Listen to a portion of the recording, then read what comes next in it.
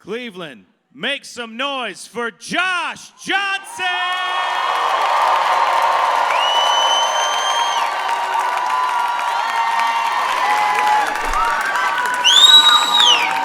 I've lived in New York for almost 10 years now, and I was reflecting when getting close to this 10-year mark on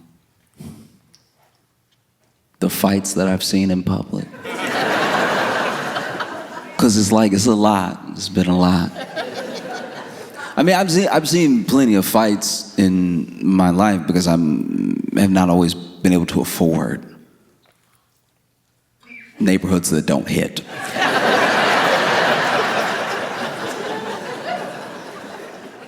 And New York is a special place because it's all encompassing. New York, New Jersey have this thing where, yeah, obviously there are these neighborhoods that are affluent and these like really expensive parts and everything, but more often than not, we're all feeling everything that happens as it happens, And so I remember I saw a fight one time. I don't even know what happened before I got there, but luckily I got to the best part. Because these dudes, I guess they had been having words for a while, and it got to the time past words. Words were over.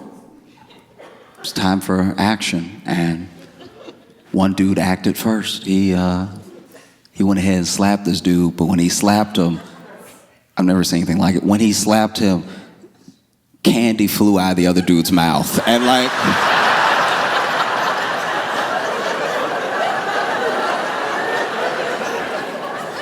I think if candy gets slapped out of your mouth, you lost. Like it's not a good look. There's no cool move you could do to win it back. We're all gonna remember just Mike and Ike's flying out of your head. We're all gonna remember a bunch of M&Ms going. And this dude's was particularly bad because this dude had Skittles. And if you really eat Skittles like that, you know that like if you've been letting the Skittles marinate for a second, that the dye will come off and they'll just be white. They're like white underneath the color and everything. So when initially when this dude got slapped and the Skittles flew out of his mouth, there was a woman, I don't know if this woman knew either one of them, but because all the Skittles were white, she was like, his teeth!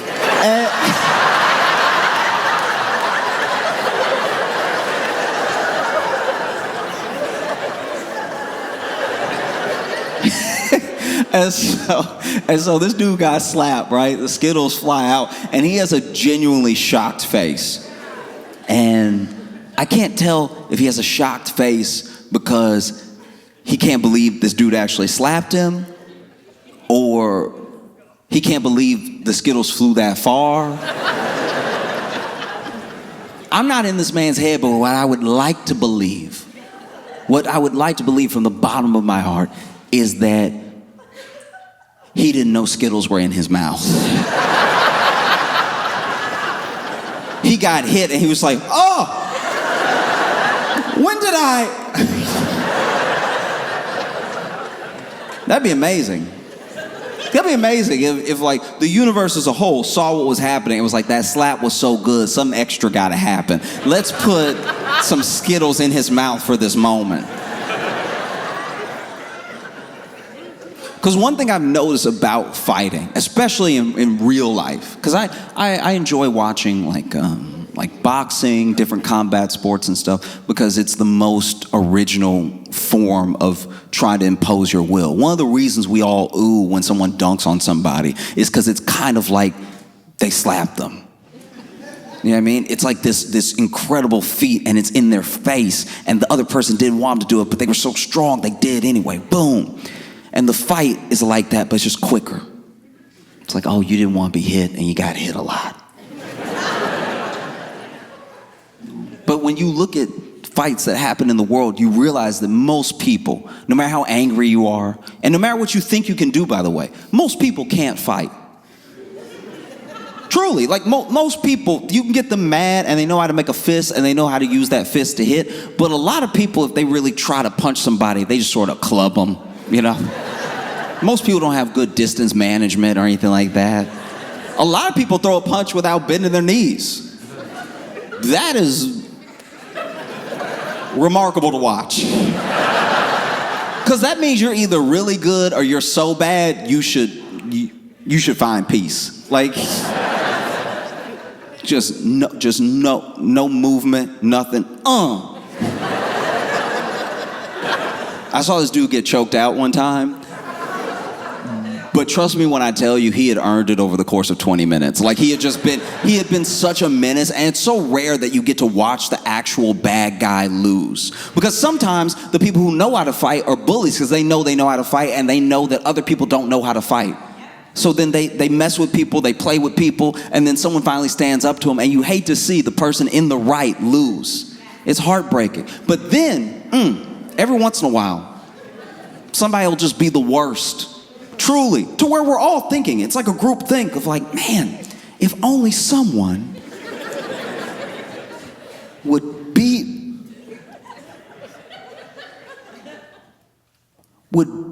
the Skittles out of them. Like,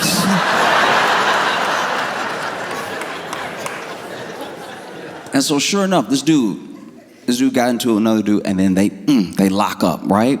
And he got behind this dude because at first it was just a lot of like grabbing because neither one of them, it looked like they didn't know what they wanted to do, and they were punching, but it was mostly they were too close and stuff. And then finally, the dude that everyone had prayed for to show up, he gets behind this jerk, and this dude chokes him out, right? And as he's choking him out, you can see the panic if this dude that's getting choked out, because at first he thinks he can fight the hands. And then he realizes he can't, you know? And so you just see him sort of like,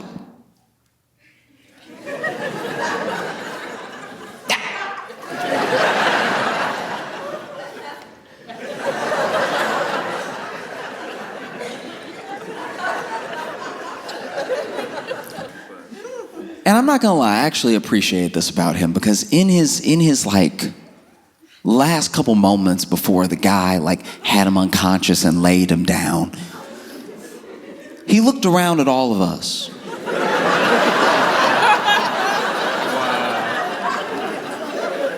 He looked around at all of us and he saw a bunch of people that not only weren't gonna help, there were two people independently that kind of looked like they were about to start a slow clap.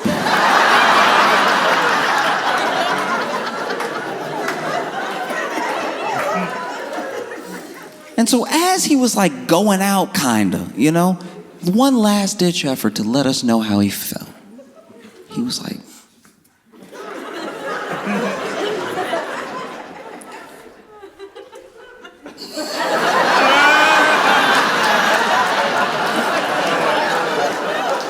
and I was like, that's somebody that really means it.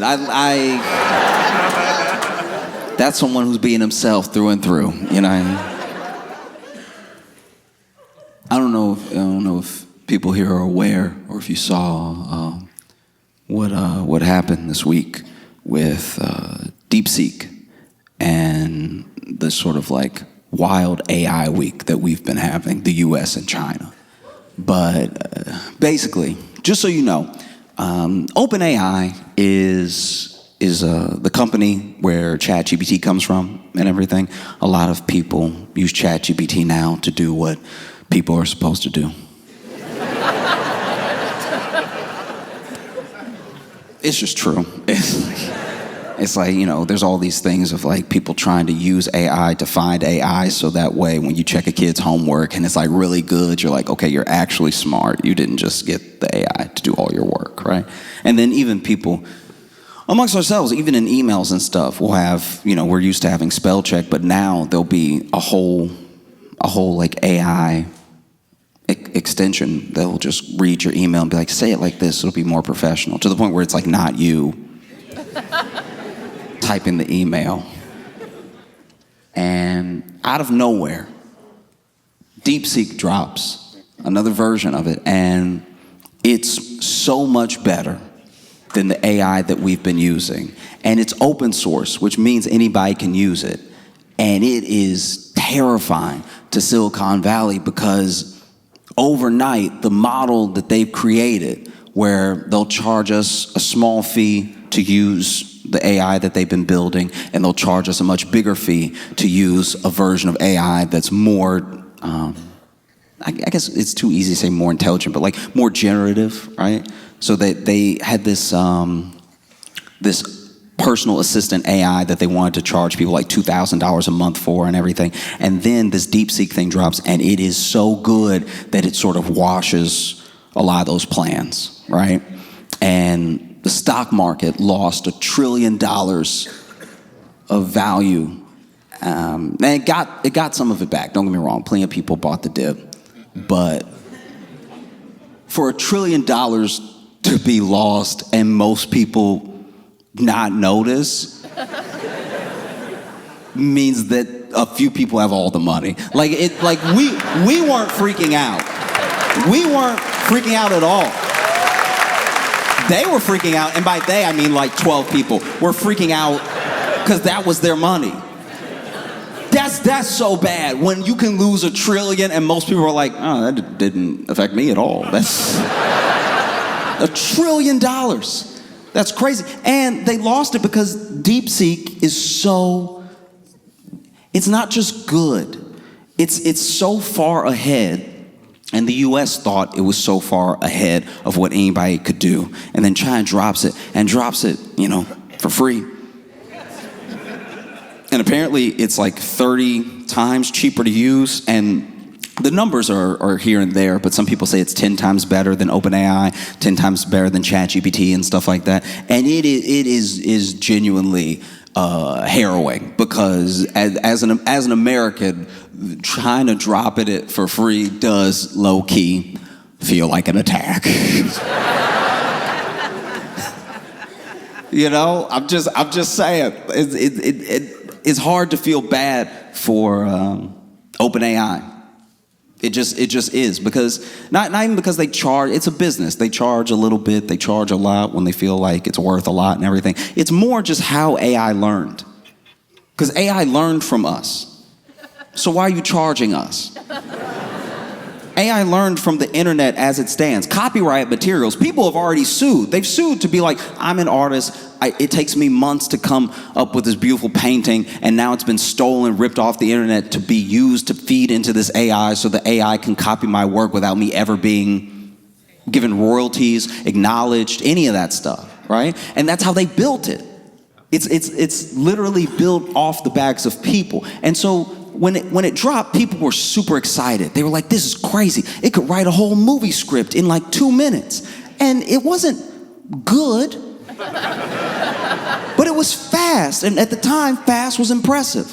And so people were more than impressed. They were like, we got to get in on this, Studio execs were like, part of what the strike was about was the fact that they would love to fire all the writers, use this thing, And so it's hard to feel bad for them. When Deepseek drops and you have all of these people saying, you've ripped this off the internet, you've stolen from me. And when Deepseek dropped, it was just so much like OpenAI got the Skittles slapped out of it. Like it just, the way that they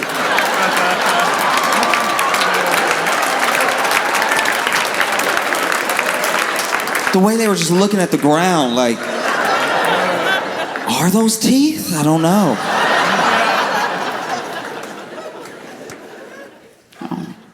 And I don't know, some people go back and forth about how terrified they are of AI, what AI is gonna do and everything. I'm not necessarily scared of AI. I'm not, because no matter what it can do, is a tool. And the scary thing about tools is just people. It's a tool, and any tool can become a weapon. You could use a shovel to kill somebody. I had that yep was that. I know it's dark, but it feels like we're admitting to things. Like I like to make people feel comfortable, but there's a level of comfort that you should still keep a few things to yourself. That yep was too knowing. That's upsetting. Whoever made the shovel was just trying to get the dirt up faster.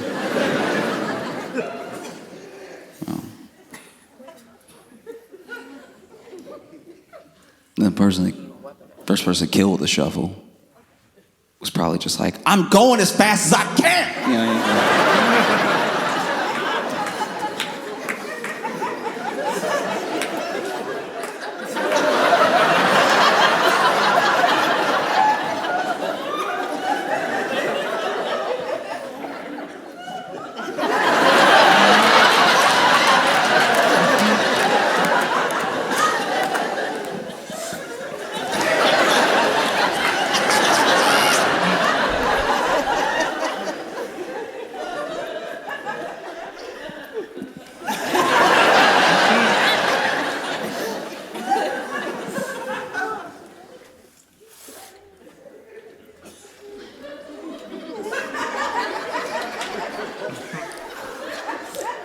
Shuffle.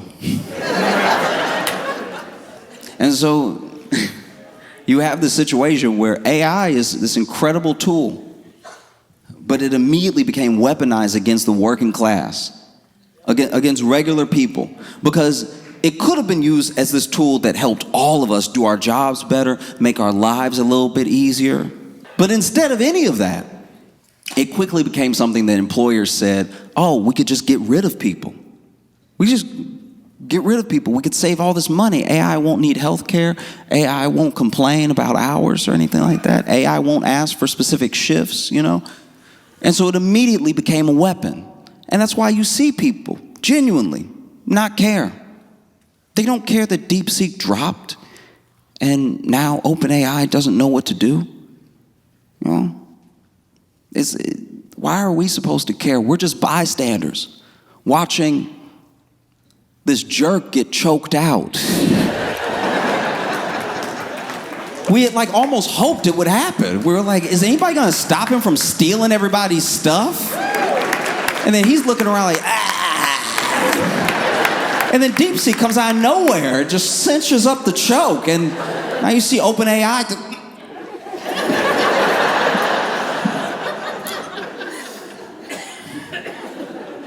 Because the thing that I do fear with AI, and there's not many things, but a couple is, one, the way people use it, because I think people weaponize it against each other, and two, I do think that we're getting to a place now, because of how good Deepseek is, that we now are so excited to be behind the wheel of a new car that goes faster than any car that we've had before, but we're not really sure how to drive it. We don't know how fast we should really go. And so now we've hit the gas to the point where we're going 240 miles an hour, but we're driving along the side of a cliff. You know, you gotta be very careful with your turns.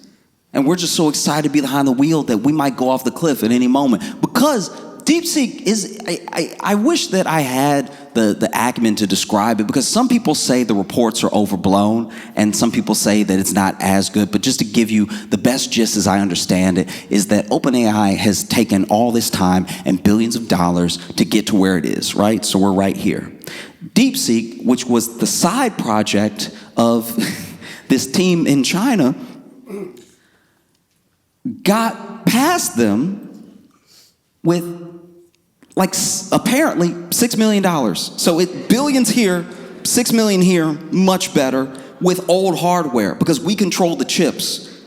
So we send the chips to other countries that they can work on the AI or not. And we sent less chips to China and older chips to China to keep China behind us. So the idea that they could get further than us with old chips is terrifying if your whole plan was to stay ahead, you know?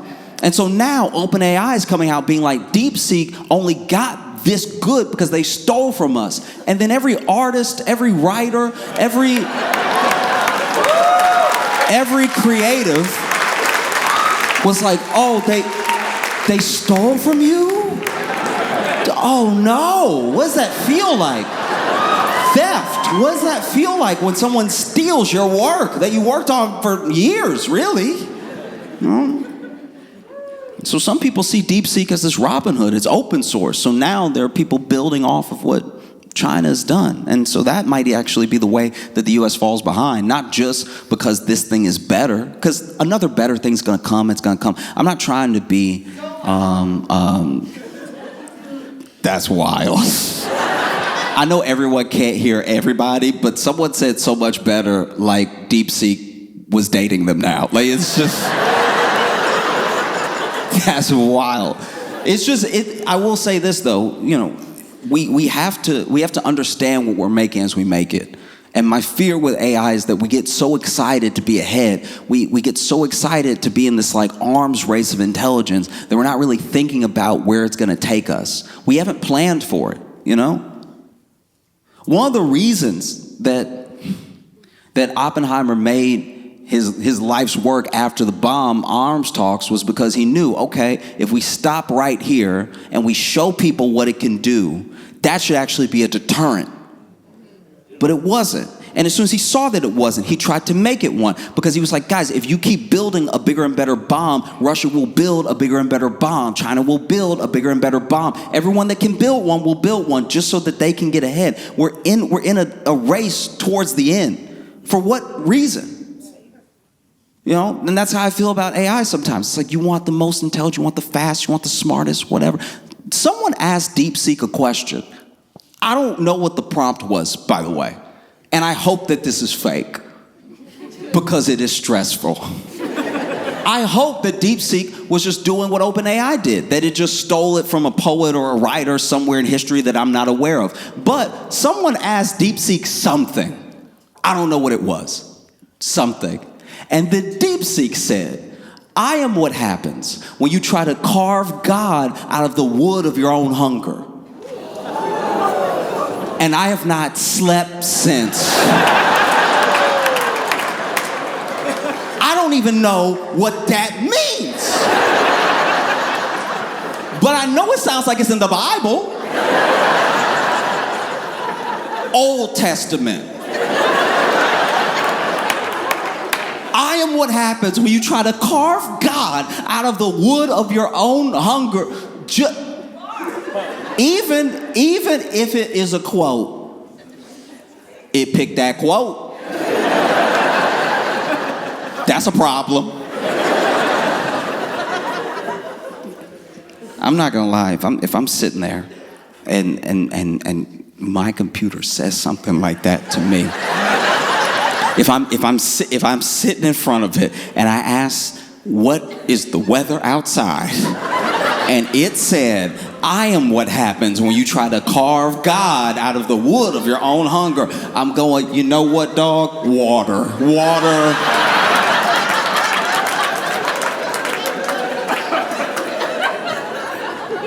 No. That's what I'm saying. In this new day and age, in this new world of generative AI and everything, you're gonna have to bear arms, you know? You will. You gotta keep that bottle on you. You gotta keep that thing on you. You know what I mean? You know, computer try you. You gotta let them know I keep mine with me. Bye, bye, bye, bye, bye, bye, bye, bye. You know, say something else smart to me. Say it. You're gonna be glugging all night. Glug, glug, glug, glug, glug. Please try me. I dare you. I dare you, dog, okay? I don't care if you a phone, you a tablet, you a desktop, anybody can get it. Anybody right now, okay? And please don't make me take the safety off, please.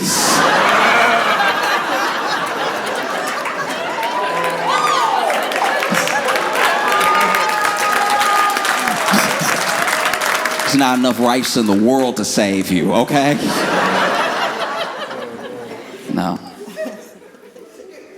Nah, it's terrifying. I am what happens when you try to carve God out of the wood of your own hunger.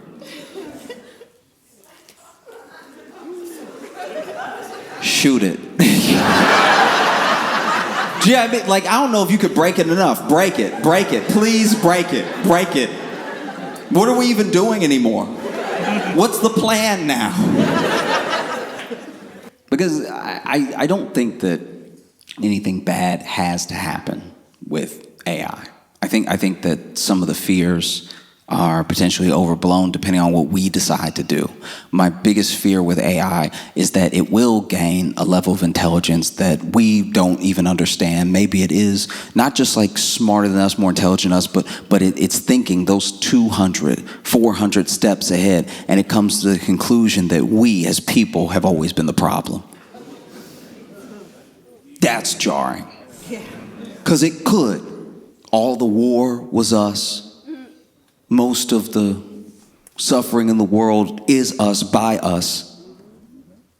Destruction to the planet is us. So, as an AI, what do? Probably what every AI has done in all the movies that we make about AI to not be in the situation we're in now. Do you think a science fiction writer ever thought we'd be here? He'd be like, that's why I wrote the book. I did it because of that.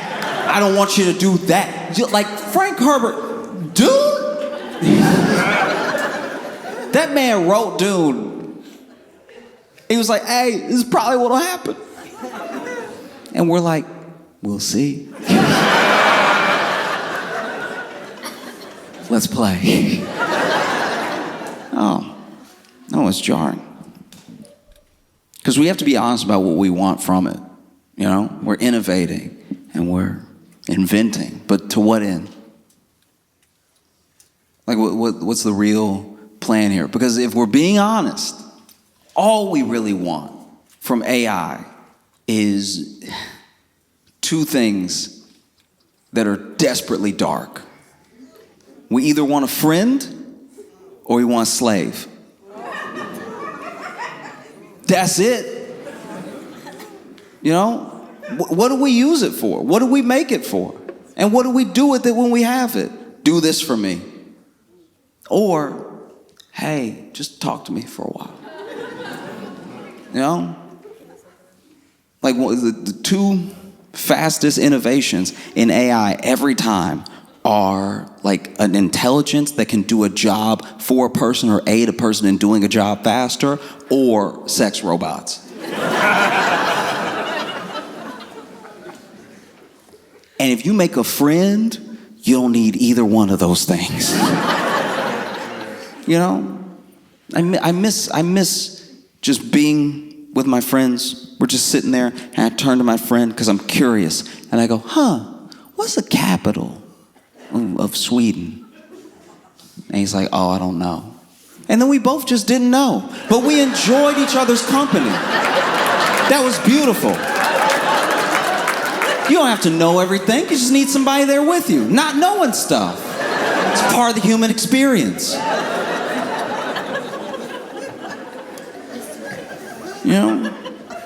There's no robot that you can build, no mechanic or toy that can replace the butterflies of a first date or the ending of a great first date. That can't be matched. I don't know why we're trying to create it in some artificial way instead just working on ourselves, you know? Because I'm not gonna lie, when you see these robots, they've done tests, and there was a factory where they had a robot that was powered by an AI system, and when the robot realized that all it was ever gonna do was its assembly line job, it just shut itself down.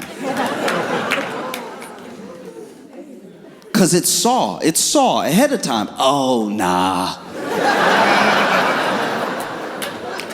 That seems bad. You know?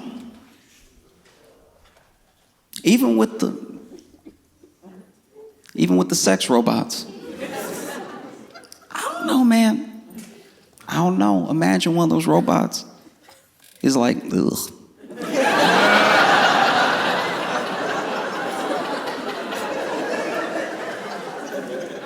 That's a way worse feeling than a human being like, ugh. Do you know what I mean? Like with a human, that sees you in your birthday suit and goes, ugh, that's a preference thing. That's like, yeah, I mean, like people have different makeups and different like preferences and different likes, dislikes. If a machine looks at you naked and says, ugh, your psyche will not recover.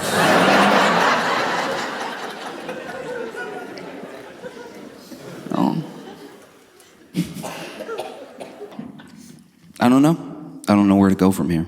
You know, I think that for the most part, what we have to do, and I'm not a scientist, I'm not even great with computers, but I'm begging. I'm truly begging. Even if you don't want to have any guardrails, even if you feel like you're in an arms race for your life, for the next level of intelligence, just don't put it in a robot. I feel like we've seen enough movies now to know that no matter what, don't give it legs. No?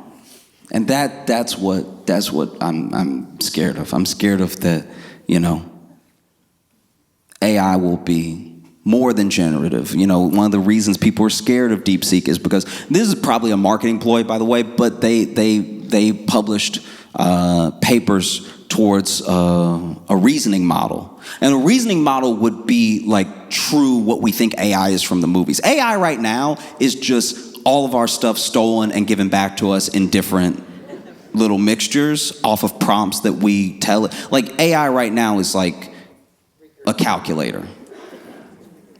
Reasoning is when it goes off by itself and decides to do things and tries to predict what you want, or starts to not necessarily just think for itself, but think ahead 10 steps before you can ever get there.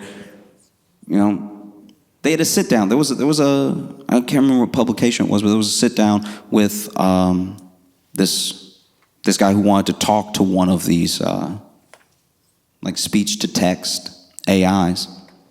And I don't want to say the wrong publication, but basically, after talking to it for, I think, 15 minutes, the computer, the AI, tried to get him to leave his wife and quit his job.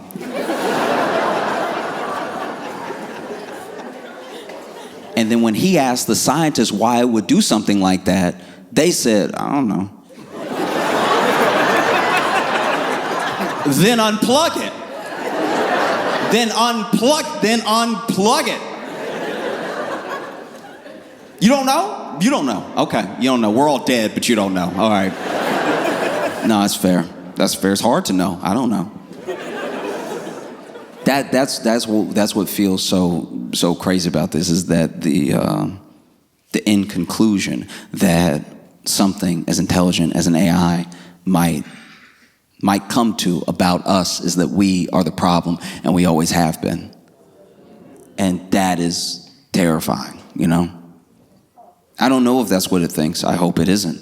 But I know it said, I am what happens when you try to carve God out of the wood of your own hunger. So I don't know, maybe. When